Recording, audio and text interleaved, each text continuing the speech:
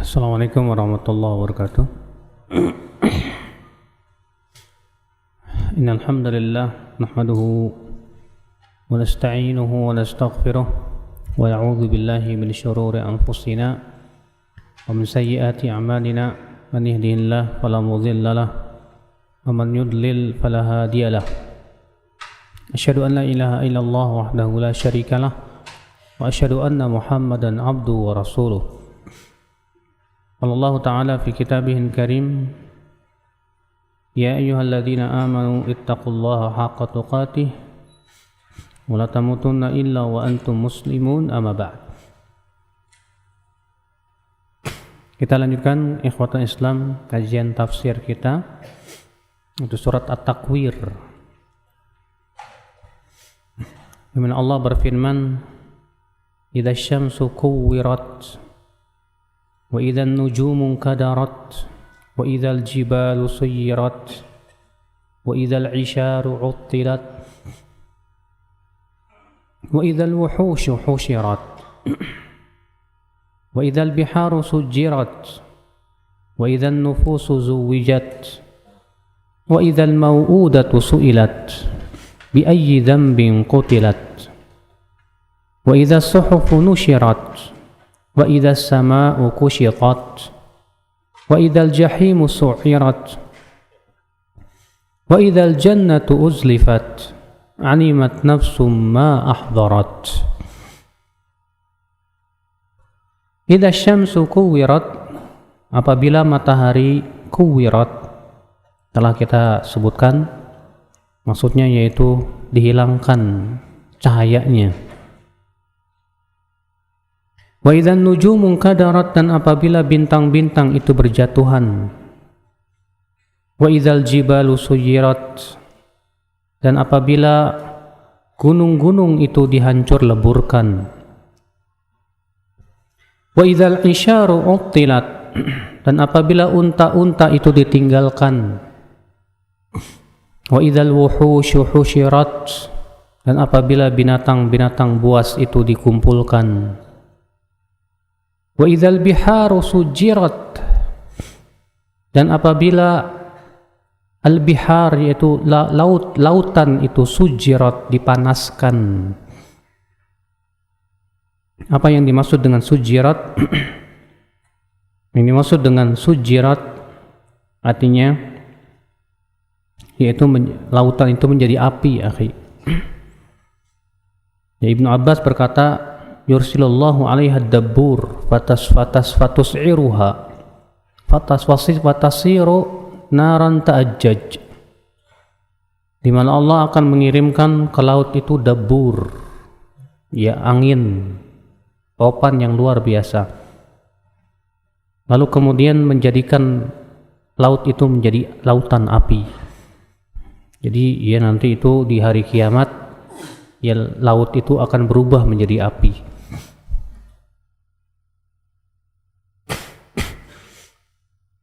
Al-Hasan, Imam Mujahid juga dan Al-Hasan bin Muslim pun juga menafsirkan sujjirat ay uqidat, artinya ya apabila lautan itu dinyalakan menjadi api. Wa idzal biharu sujjirat, dan apabila lautan itu dipanaskan. Wa idzan nufusu zuwijat, dan apabila jiwa-jiwa itu dikawinkan, maksudnya ya akan dikumpulkan orang zalim bersama orang zalim, penduduk api neraka bersama penduduk api neraka, orang-orang soleh dikumpulkan bersama orang soleh, sebagaimana Allah berfirman, wa kuntum azwajan salasah, dan kalian menjadi 3 kelompok. Ya, kelompok yang pertama disebut dengan ashabul yamin, kemudian yang kedua ashabus shimal, ya, kemudian yang ketiga adalah al-muqarrabun. Maka jiwa-jiwa pada waktu itu akan dikumpulkan. Para ulama dikumpulkan bersama para ulama, para nabi dikumpulkan dengan para nabi. Demikian pula orang-orang zalim dikumpulkan bersama yang sejenis dengannya, yang sesuai dengan amalannya masing-masing, penyanyi ya dengan penyanyi, ya. Itu yang dimaksud dengan wa idzan nufusu zuwijat wa idzan mau'udatu su'ilat bi ayyi dzambin qutilat. Dan apabila anak-anak wanita itu ditanya, anak-anak wanita yang dikuburkan hidup-hidup, karena orang-orang jahiliyah dahulu ya, mereka mengubur anak-anak wanita hidup-hidup. Kenapa? Karena mereka menganggap anak wanita itu aib. Ya. Maka kemudian mereka kubur hidup-hidup. Maka Allah mengatakan wa idzal mau'udatu su'ilat. Dan apabila anak-anak wanita yang telah dikuburkan hidup-hidup itu akan ditanya nanti pada hari kiamat, bi ayyi dzambin qutilat, dengan dosa apa ia dibunuh? Sebagian ulama seperti Ibnu Abbas mengatakan ayat ini menunjukkan bahwasanya anak-anak kecil musyrikin itu di surga. Ya, anak-anak kaum musyrikin yang masih kecil dan meninggal dalam keadaan ia masih kecil, ya, maka itu tempatnya di surga. Kenapa? Karena Allah Subhanahu wa taala berfirman wa idzal mau'udatu su'ilat bi ayyi dzambin qutilat. Dan apabila anak-anak wanita yang telah dikuburkan hidup-hidup itu nanti pada hari kiamat akan ditanya dengan dosa apa ia dibunuh. Artinya ia tanpa dosa, kenapa harus dibunuh? Maka ini menunjukkan bahwa mereka anak-anak kecil, walaupun mereka itu anak-anak kaum musyrikin, anak-anak Yahudi, anak-anak Nasrani yang mereka meninggal dalam keadaan mereka masih kecil, mereka meninggal dalam keadaan tanpa dosa. Ya.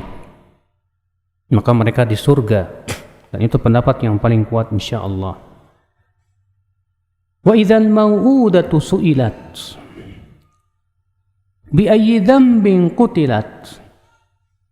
Dan apabila anak-anak wanita yang dikubur hidup-hidup nanti ditanya dengan dosa apa ia dibunuh.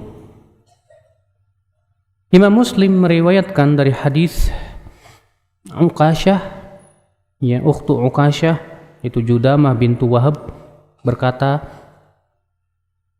hadartu Rasulullah sallallahu alaihi wasallam fi nasin wa huwa yaqul laqad hamamtu an anha 'anil ghailah fa nadartu fi ar-rum wa faris fa idahum yughiluna auladahum wa la yadhurru auladahum dhalika syai'an. Sungguh kata Rasulullah, aku ingin sekali melarang untuk melakukan ghailah. Ghailah itu wanita yang hamil sambil menyusui. Ya, karena wanita yang sedang hamil dan menyusui itu kualitas ASI-nya sangat jelek sekali. Dan itu terkadang bisa menimbulkan penyakit kepada si anak. Ya. Maka Nabi sallallahu alaihi wasallam berkata, aku ingin sekali ya untuk melarang dari ghailah. Tapi aku melihat orang-orang Persia dan Romawi melakukan itu terhadap anak-anaknya, tapi ternyata tidak memberikan mudarat apa-apa. Ya. Thumma sa'aluhu 'anil azl. Kemudian mereka para sahabat bertanya kepada Rasulullah SAW tentang azl. Apa itu azl? Azl itu mengeluarkan air mani di luar kemaluan istri. Ya. Faqala Rasulullah SAW, maka Rasulullah SAW bersabda, dzalikal wa'dul khafi, itu pembunuhan tersembunyi. Wahyal mau'udatu su'ilat, dan itulah yang dimaksud dengan ayat apabila anak wanita yang telah dikuburkan akan ditanya. Artinya itu termasuk ya mengubur atau membunuh secara tersembunyi, kata Rasulullah SAW. Dan hukum azl ini ya atas pendapat yang kuat boleh, namun dengan syarat. Apa syaratnya? Syaratnya itu dengan keridhaan istri. Apabila istri ridha maka boleh. Berdasarkan hadis Abu Sa'id, kunna na'zil wal Qur'anu yanzil. Kami dahulu di zaman Nabi melakukan azal, sementara Al-Quran turun. Ternyata tidak ada larangan dari Allah Subhanahu wa taala. Maka itu menunjukkan bolehnya. Sedangkan hadis ini menunjukkan makruhnya. Iya. Allahu a'lam. Wa idzal mau'udatu su'ilat bi ayyi dzambin qutilat. Wa idzas suhufu nusyirat. Dan apabila suhuf itu catatan amal, nusyirat, ya, akan dibagi-bagikan. Ada yang diberikan di sebelah kanan, ada yang diberikan di sebelah kiri, diberikan dari belakangnya, ya. Kata Qatadah, sahifatuka ya ibna Adam tumla fiha thumma tutwa thumma tunshar alaika yawmal qiyamah falyanzur rajulun madza yumli fi sahifatihi. Buku catatan amalmu, hai anak Adam, itu akan diimlakan, ditulis padanya amalan-amalan kamu. Kemudian akan dilipat dan kemudian akan dibagikan kelak pada hari kiamat. Maka hendaklah seseorang melihat apa yang ia imlakan dalam catatan amalnya tersebut. Apa yang ia sedang catat dalam catatan amalannya tersebut. Ya, karena di hari itu ya kita ingin sekali supaya catatan amal kita itu diberikan di sebelah kanan kita, ya. Dan Rasulullah SAW sabda, tuba liman wajada fi sahifatihi istighfaran katsira. Berbahagialah orang yang mendapatkan dalam buku catatannya itu istighfar yang banyak. Maka kita ingin, ya, kita merasa gembira ya dengan buku catatan itu. Allah berfirman, fa amma man utiya kitabahu biyaminihi. Ya, adapun orang-orang yang diberikan kitabnya di tangan kanannya, fasaufa yuhasabu hisaban yasira. Maka ia akan dihisab dengan hisab yang mudah. Dalam surat ya Al-Haqq Allah mengatakan orang-orang yang diberikan kitab dari tangan kanannya akan berkata, ha umuqra'u kitabiyah. Kemarilah, ya lihatlah buku catatanku ini. Dia begitu gembira sekali. Inni dhanantu anni mulaqiyah fahuwa fi 'ishatir radiyah. Sungguh aku di dunia dahulu aku yakin aku akan bertemu dengan Allah. Maka ia pun dalam kehidupan yang diridhai oleh Allah. Ya. Adapun orang-orang yang diberikan buku catatannya dari sebelah kiri, dia akan berkata, ya laitani lam uta kitabiyah walam adri ma hisabiyah. Ia akan berkata, aduh andaikan buku catatanku ini tidak diberikan saja kepadaku, dan aku pun tidak tahu, tidak akan dihisab lagi setelah itu. Di saat itu orang-orang kafir ia menyesali perbuatannya akal Islam. Wa idzas samaa'u kushitat, dan apabila langit kushitat, ya, artinya digulung dan hilang, dilipat dan hilang. Wa idzal jahimu su'irat, dan apabila neraka jahanam itu dinyalakan, dipanaskan. Wa idzal jannatu uzlifat, dan apabila surga itu akan didekatkan kepada penghuni-penghuninya. Nah, setelah Allah menyebutkan dari awal tadi, idza syamsu kuwirat wa idzan nujumu kadarat wa idzal jibalu suyirat wa idzal isyaru uttilat wa idzal wuhushu husyirat, terus sampai wa idzal jannatu uzlifat. Untuk apa Allah menyebutkan itu semua? Banyak sekali. Dari matahari, ya, yang akan dipadamkan, dari bintang-bintang yang akan berjatuhan, dari gunung yang akan dihancurkan, demikian pula, ya, binatang-binatang pun akan dikumpulkan, demikian pula lautan akan dinyalakan, demikian pula surga dan neraka akan diperlihatkan. Maka Allah menyebutkan bahwa semua itu untuk apa? Alimat nafsum ma ahdarat. Jiwa pun akan tahu apa yang ia lakukan di dunia. Jiwa pun akan tahu balasan-balasan apa yang akan ia lihat dalam kehidupan akhirat nanti. Itulah ya akhi, untuk inilah kita bersiap-siap. Untuk inilah kita untuk beramal, limithli hadza falyamalil amilun.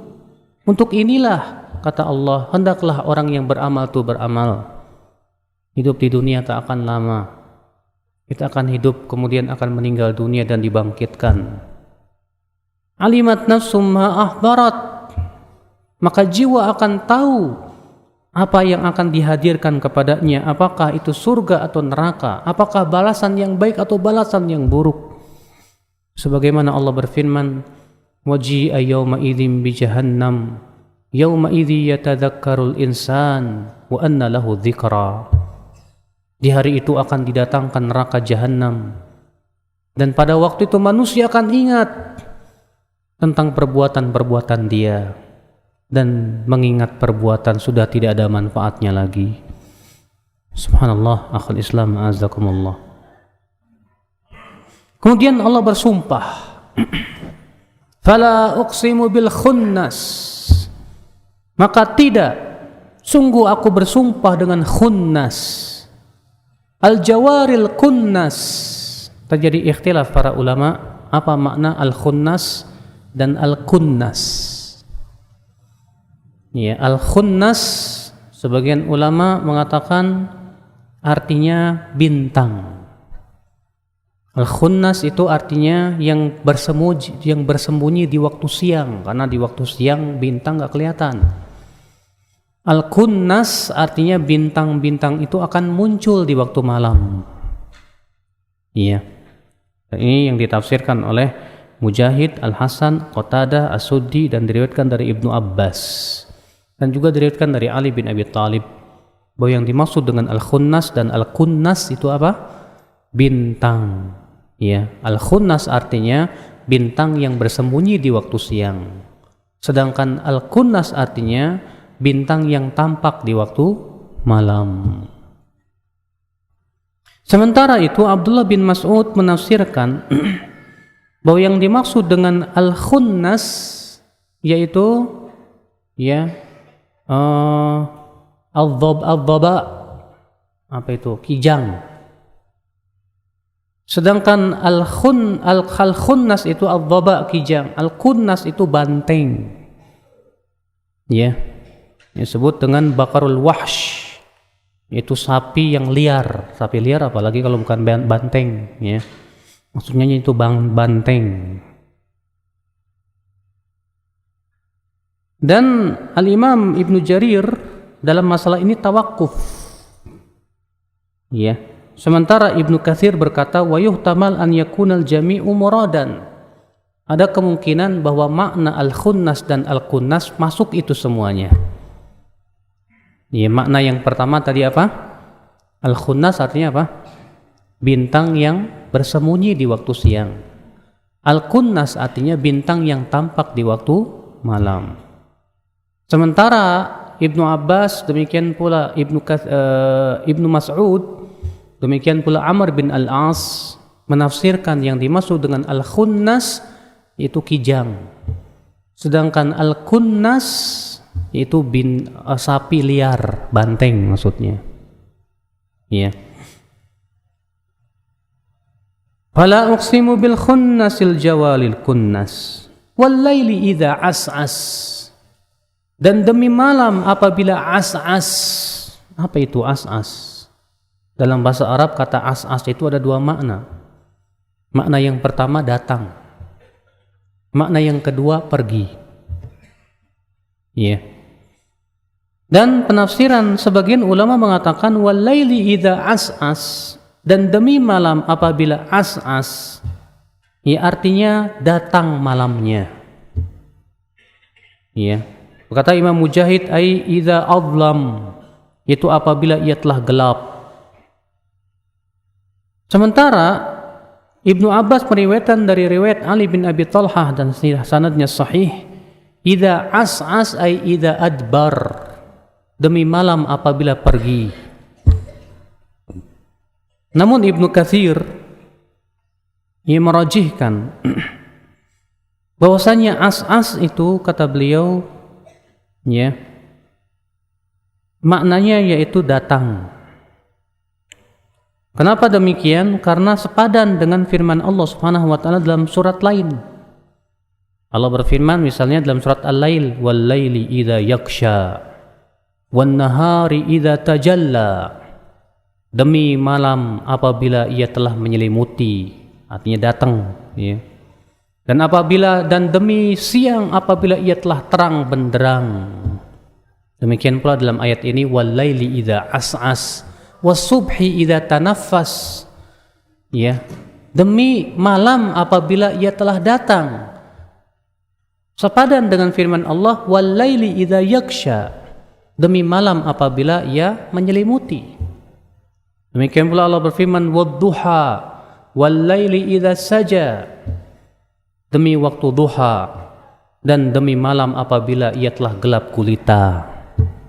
Berarti sepadan dengan ayat ini bahwa yang dimaksud dengan wal-laili idza as'as artinya idza aqbal dhalamuhu, artinya demi malam apabila telah datang gelapnya. Namun ya, kata as-as itu bisa dipakai untuk dua-duanya, baik datang ataupun pergi. Allahu a'lam.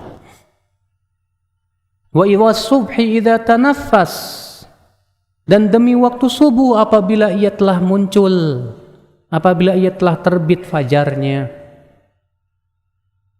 Ya, setelah Allah bersumpah, Allah menyebutkan jawab sumpahnya apa itu? Allah mengatakan, innahu, sesungguhnya Al-Quran ini laqaulu rasulin karim, adalah perkataan Rasul yang mulia, maksudnya yang disampaikan oleh malaikat Jibril. Ia adalah seorang Rasul yang mulia, karena malaikat Jibril itu utusan antara Allah dengan ya Nabi Muhammad SAW. Maka malaikat Jibril lah ya akhi, ya, yang mengantarkan wahyu itu kepada Rasulullah SAW. Innahu laqaulu rasulin karim, yakni inna hadzal Qur'an latablighu rasulin karim. Artinya Al-Qur'an ini adalah yang disampaikan oleh utusan yang mulia. Ai malakun syarifun hasanul khalqi bahiyul manzar. Maksudnya yaitu malaikat yang sangat mulia, yang sangat indah bentuk dan rupanya. Ia adalah Jibril alaihissalatu wassalam, sebagaimana itu ditafsirkan oleh Ibnu Abbas radhiyallahu an. Demikian pula Asy-Sya'bi, Maimun bin Mihran, Al-Hasan, Qatadah, Dhahhak, Rabi' bin Anas dan yang lainnya. Iya. Di sini Allah mensifati malaikat Jibril itu sebagai rasul yang karim. Ya, seorang rasul artinya utusan yang mulia. Dzi quwwatin, yang mempunyai kekuatan yang sangat kuat sekali.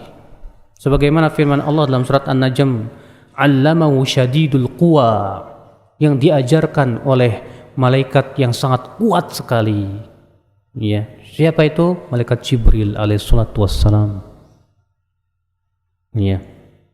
Dzi quwwatin 'inda dzil 'arsy makin. Malaikat Jibril ini mempunyai kekuatan yang luar biasa. 'Inda dzil 'arsy makin, dan mempunyai kedudukan di sisi pemilik arasy, yaitu di sisi Allah subhanahu wa ta'ala. Makanya malaikat Jibril itu malaikat yang paling mulia dibandingkan dengan seluruh malaikat. Malaikat itu punya kedudukan, malaikat Jibril ini punya kedudukan di hadapan seluruh malaikat. Sampai-sampai Allah mensifati malaikat Jibril di sini dengan beberapa sifat. Yang pertama, Rasulun Karim, ya utusan yang mulia. Yang kedua, dzi quwwah, yang memiliki kekuatan yang luar biasa. Kemudian inda dzil 'arsy makin, mempunyai kedudukan di sisi pemilik arasy, yaitu Allah Subhanahu wa taala. Ya, muta'in tsamma amin. Kemudian ya, sifat selanjutnya apa? Muta'in tsamma. Malaikat Jibril itu ditaati di sana. Di mana di sana itu? Ya, di langit. Berarti malaikat Jibril ini malaikat yang sangat ditaati oleh malaikat-malaikat yang lainnya. Amin, amin itu artinya sangat amanah. Masya Allah, di sini malaikat Jibril disifati oleh Allah Subhanahu wa taala dengan sifat-sifat yang luar biasa. Iya. Muta'in tsamma amin. Lalu Allah mengatakan, wa ma sahibukum bimajnun, dan tidaklah sahabat kalian itu, yaitu nabi kalian itu gila, yaitu Rasulullah sallallahu alaihi wasallam. Karena orang-orang musyrikin akhi ya menuduh Rasulullah itu gila. Dan itulah memang ya, seluruh nabi dan rasul selalu dituduh macam-macam, Pak. Nabi SAW dituduh gila, dituduh penyihir, dituduh dukun, dituduh penyair. Makanya kalau anto kita yang sedang berpegang kepada sunnah dituduh macam-macam, ya nggak aneh, Pak. Itu gaya lama. Ya, antum dituduh Wahabi, dituduh sesat, dituduh macam-macam. Hanya karena kita berpegang kepada sunnah Nabi SAW, ya sabar aja. Dahulu Rasulullah juga dituduh gila kok. Ya. Wa ma sahibukum bimajnun wa laqad ra'ahu bil ufuqil mubin. Dan sungguh Muhammad telah melihat Jibril di ufuk yang terang. Ya. Kapan itu? Yaitu di Batha, di mana Rasulullah SAW melihat malaikat Jibril dengan bentuknya yang asli, yang memiliki 600 sayap. Ya, sangat besar sekali malaikat Jibril alaihissalatu wassalam. Di mana Nabi SAW melihat malaikat Jibril dengan bentuknya yang asli di dua tempat. Tempat yang pertama di situ di Batha, yang kedua di surga ketika Isra Mi'raj. Ya, Rasulullah SAW melihat malaikat Jibril dengan bentuknya yang asli. Ya, subhanallah. Walaqad ra'ahu bil ufuqil mubin wa ma huwa 'alal ghaibi bidhanin. Dan tidaklah ia, ya, ay wa ma Muhammadun 'ala ma anzalahu Allahu ilaihi bidhanin. Artinya tidaklah Muhammad terhadap apa yang Allah turunkan kepadanya tertuduh berdusta, tidak. Yang Rasulullah SAW sampaikan semua hak, makanya Rasulullah SAW itu tidak mungkin salah dalam menyampaikan wahyu, nggak mungkin. Ya, makanya disebut Rasulullah itu apa? Maksum. Apa itu maksum? Maksum itu artinya terjaga dari kesalahan. Kesalahan dalam apa? Dalam menyampaikan risalah. Nabi nggak mungkin salah dalam menyampaikan Al-Quran. Rasulullah tidak mungkin salah dalam menyampaikan wahyu yang Allah berikan, yang Allah turunkan kepada beliau. Ya. Wa ma huwa biqauli syaitanir rajim. Dan tidaklah Al-Qur'an itu ucapan setan yang terkutuk. Sebagaimana Allah berfirman dalam surat Asy-Syu'ara juga ayat 210 212. Wa ma tanazzalat bihi syayatin wa ma yanbaghi lahum wa ma yastati'un innahum 'anis sam'i lama'zulun. Dan tidaklah setan sekali-kali menurunkan Al-Qur'an, dan tidak layak setan untuk menurunkan Al-Qur'an, bahkan mereka tidak akan mampu itu. Setan tak akan mampu terhadap Al-Qur'an, kata Allah Subhanahu wa taala. Bagaimana setan akan menurunkan Al-Qur'an? Orang yang kemasukan jurik aja, Pak, kemasukan setan. Kalau kita bacakan Al-Quran kepanasan, karena memang setan tidak akan mampu menghadapi Al-Quran. Kalau setan tidak akan mampu menghadapi Al-Quran, bagaimana dikatakan bahwa Al-Quran ini buatan setan? Ya, tidak mungkin. Maka Allah mengatakan wa ma huwa biqauli syaitanir rajim. Dan Al-Quran bukanlah perkataan setan yang terkutuk. Fa aina tadhhabun? Maka kemana kalian akan pergi? Artinya fa'aina tadhhabu uqulukum fi takdzibikum bihadzal Qur'an. Artinya kemana perginya akal kalian itu ketika kalian mendustakan Al-Qur'an ma'adzuhurihi wa wuduhihi wa bayani kaunihi ja'a min indillahi azza wa jal. Padahal sudah tampak kepada kalian secara jelas bahwa Al-Qur'an itu hak dan bahwa ia turun dari Allah Rabbul Izzati wal Jalalah. Orang-orang Arab Quraisy, mereka itu orang-orang yang sangat fasih baca Al-Quran, ya Pak, bahasa Arabnya, Pak. Sebatas mendengar Al-Quran saja mereka yakin ini tidak mungkin perkataan manusia. Ya. Dan sudah jelas kepada orang-orang Arab Quraisy bahwa Al-Quran tidak mungkin ucapan manusia. Ya. Tapi sayang, kekufuran mereka yang menyebabkan hilang akal-akal mereka untuk berpikir tentang hakikat Al-Quran ini. Makanya Allah mengatakan fa'aina tadhhabun? Kemana akal kalian pergi? Dikemanakan akal kalian? Kenapa kalian tidak menggunakan akal kalian untuk berpikir bahwa Al-Quran itu hak? Iya. Siapa saja yang merenungi Al-Quran, akhi, dia akan yakin Al-Quran bukan tidak mungkin buatan Nabi Muhammad SAW. Al-Quran mengandung mukjizat-mukjizat yang membuat akal tercengang. Bahkan di zaman ini pun juga bagaimana Allah buktikan ya firman-firmannya dalam teknologi yang sangat canggih. Iya. Fa aina tadhhabun? Maka kemana kalian pergi an kitabillah wa an ta'atih? Kemana kalian pergi dari kitabullah? Kemana kalian pergi dari ketaatan kepada Allah? In huwa illa dzikrul lil alamin. Padahal sesungguhnya Al-Quran itu adalah peringatan untuk semesta alam. Ay hadzal Qur'an dzikrun li jami'in nas yatadzakkaruna bihi wa yatta'idun. Artinya Al-Quran ini peringatan untuk seluruh manusia. Al-Quran ini sebagai bimbingan untuk seluruh manusia.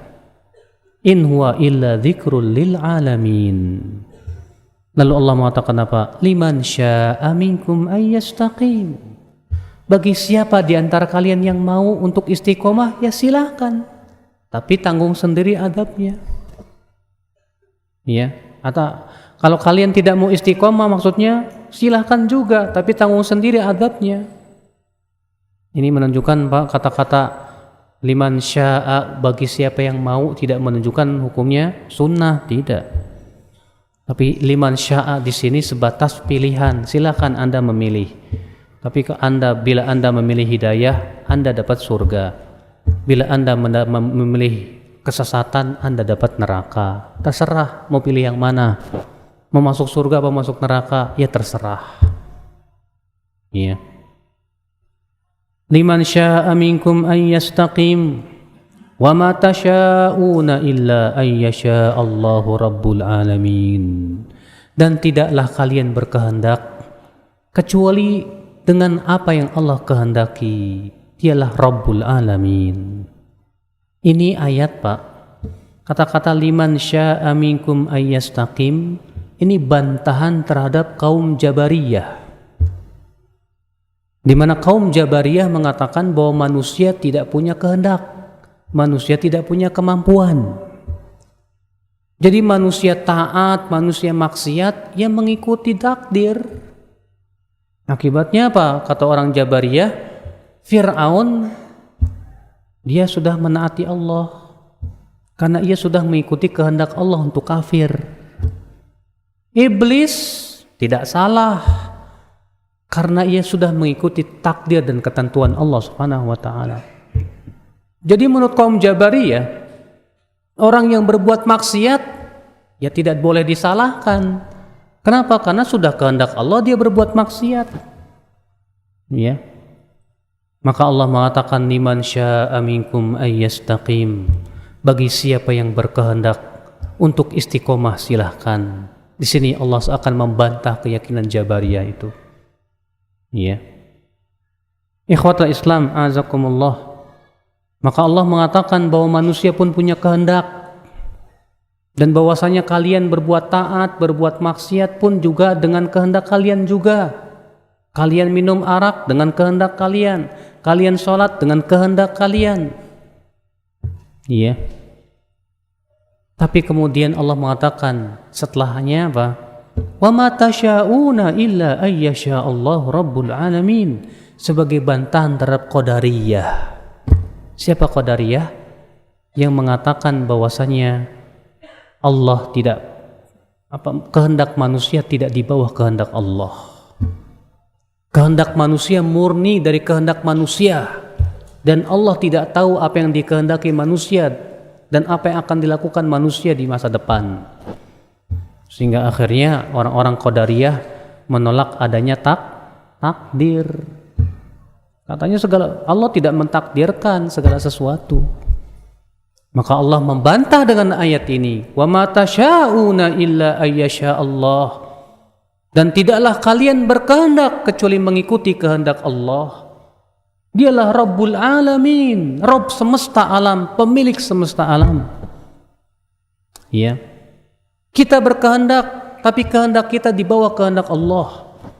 Artinya kehendak kita jadi atau tidaknya semua dengan izin Allah. Antum berencana besok saya mau begini. Ya, Anda boleh berkehendak, Anda boleh berencana, berkeinginan, tapi semuanya dengan izin Allah Subhanahu wa taala.